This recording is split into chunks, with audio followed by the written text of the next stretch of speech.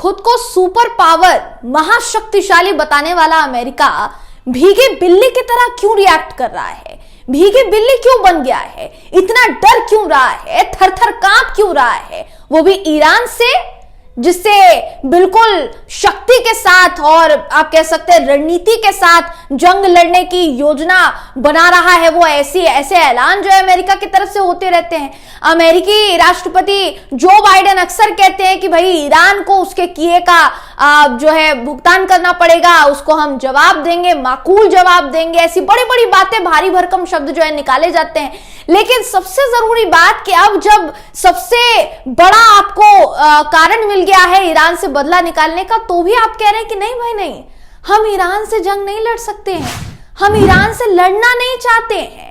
Iran और America के बीच में क्या हो रहा है दोस्तों? जंग के बीच में समझिए आपकी ये जो जंग है, बेशक इजराइल और हमास की जंग से शुरू हुई थी, लेकिन जैसे जैसे ये जंग बढ़ती चली जा रही है, ये दो देश इसमें और बढ़ गए हैं और दो देश और जुड़ गए हैं, और वो दो देश है अमेरिका और ईरान। एक तरफ ईरान जहां वो अपनी ताकत दिखा रहा है, दूसरी तरफ अमेरिका उसको उसका जवाब देने की बात कह रहा है, लेकिन जवाब देने से पीछे हट रहा है दोस्तों, और कह रहा है कि हम हमला नहीं करेंगे ईरान पर, हम ईरान से जंग नहीं चाहते हैं। जाहिर सी बात है, देखिए अगर किसी देश के सैनिक मारे जा रहे हैं और उस पूरे हमले का आरोप जो है किसी और देश पर लगे, तो हम ये ऐलान करेंगे ना कि भाई सामने वाले देश को इसका भुगतान करना पड़ेगा। ऐलान तो कम से कम किया जाएगा, लेकिन राष्ट्रपति कहते हैं कि भाई जवाब देंगे।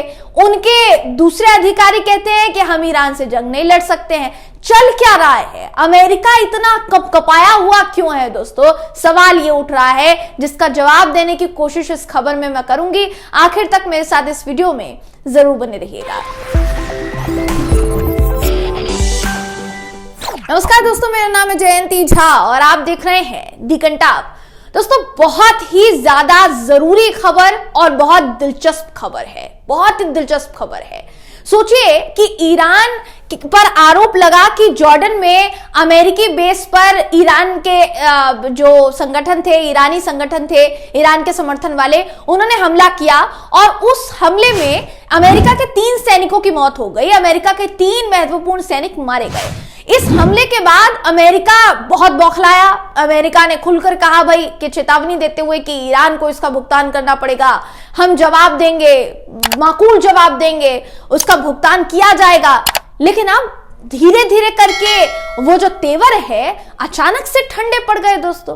क्या ईरान की सुपर मिसाइल पावर जो है उससे अमेरिका थर्राया हुआ है?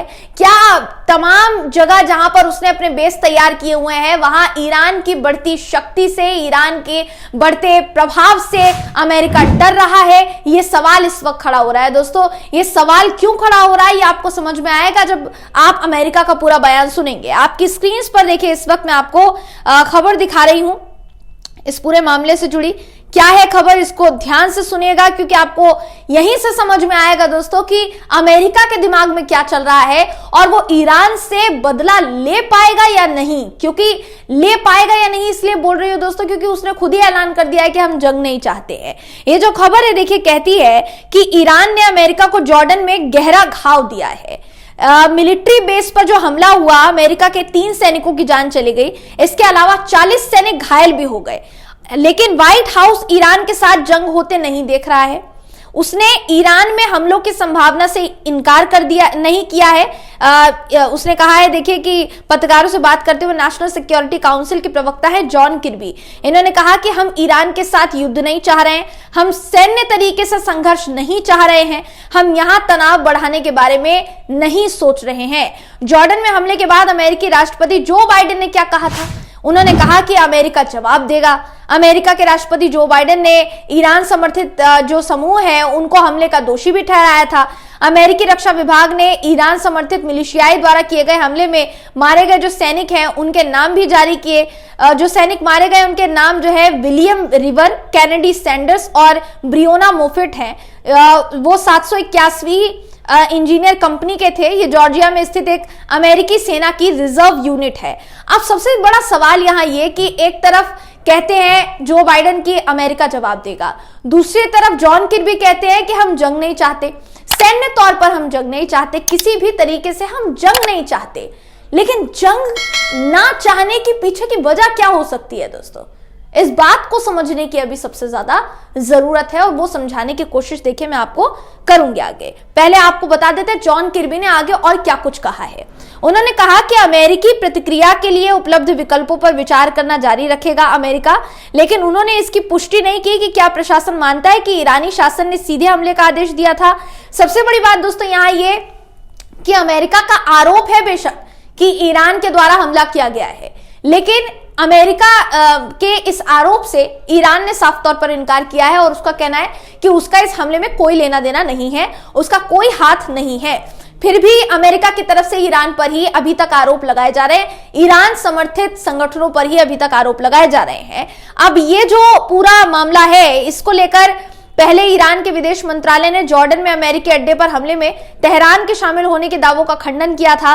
विदेश मंत्रालय ने कहा कि प्रतिरोध समूह अपने सिद्धांतों और प्राथमिकताओं के साथ साथ अपने देश और लोगों के हितों पर निर्णय लेते हैं, काम करते हैं। इजराइल हमास युद्ध की शुरुआत के बाद पहली बार है जब इस क्षेत्र में हुए किसी हमले में अमेरिकी सैनिक मारे गए हैं और इसलिए भी दोस्तों ये सबसे बड़ा कह सकते हैं आपकी झटका है अमेरिका के लिए। अगर जॉर्डन में इस पूरे हमले की बात की जाए तो जॉर्डन में टावर 22 के नाम से जाने जाने वाला लॉजिस्टिक सपोर्ट बेस था दोस्तों, जिस पर हमला किया गया और कहा गया कि लगभग 350 अमेरिकी सैनिक और वायु सेना के कर्मियों को इस बेस पर तैनात किया गया था।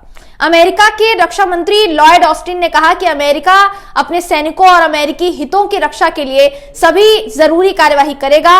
वो ये भी कहते हैं कि सैनिकों को आतंकी संगठन ISIS को स्थायी रूप से हराने के लिए वहां तैनात किया गया था, लेकिन हो कुछ और गया।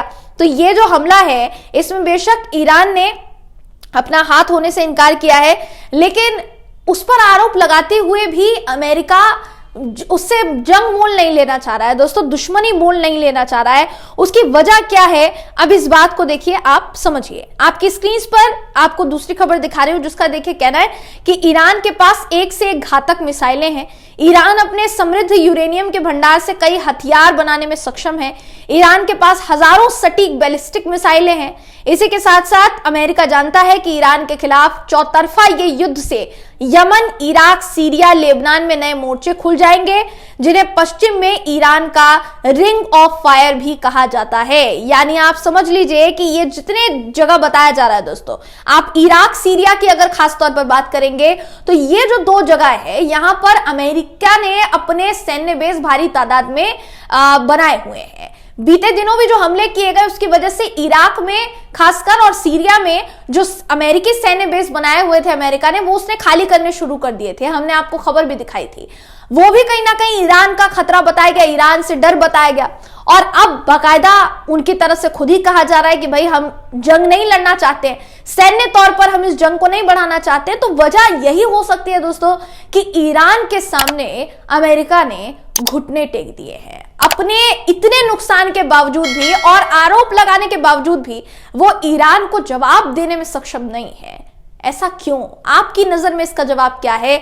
अपनी राय हमें कमेंट करके जरूर बताइएगा। अगर आपको यह वीडियो पसंद आया हो तो वीडियो को लाइक कीजिए, शेयर कीजिए, चैनल को सब्सक्राइब करना बिल्कुल भी ना भूलें। फिर मुलाकात होगी आपसे अगली वीडियो में, तब तक के लिए नमस्कार।